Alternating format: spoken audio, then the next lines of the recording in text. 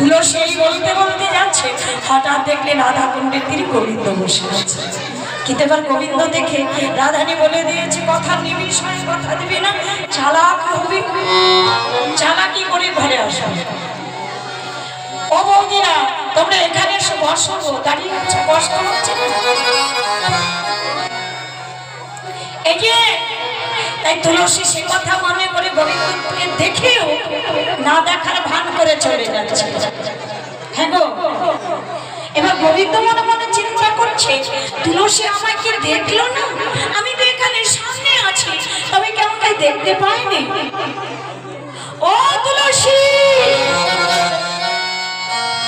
আরে ও তুলসী, কোথায় যাচ্ছ?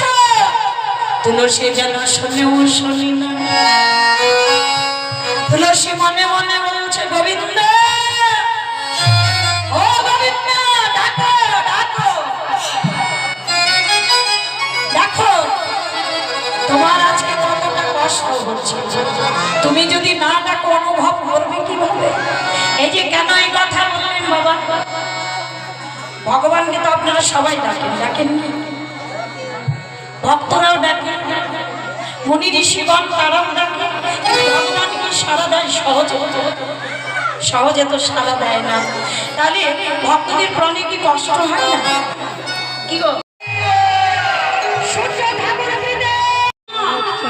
যাকে তাকে মনের কথা বলবি না, যখন তখন বলবে না, সময় বুঝে বলবি, কেমন?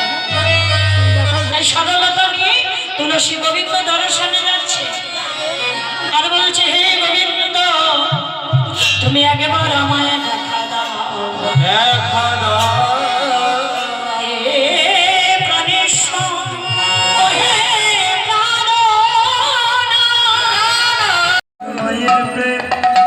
কত ভালোবাসে, কত ভালোবাসে, কত ভালোবাসে। আমরা জানি তোমাদের কেমন ভালোবাসে, আমরা সকলে জানি। মনে আছে জমার অর্জুন দুটি বৃক্ষ তোর উপরে বসেছিল, চেপেছিল, সেই তোর মা কোথায় ছিল?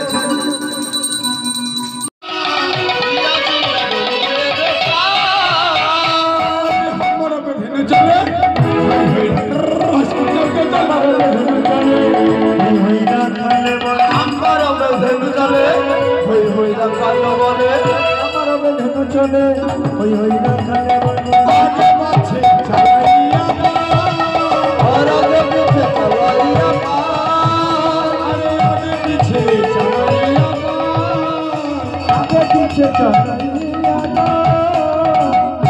ছোটি ছোটি গাইয়া ভগবান ছোটি ছোটি গো ছোট সবেরো মদন গোপাল छोटी हो छोटी छोटी गैया छोटी छोटी छोटी सो मदन गोपाल।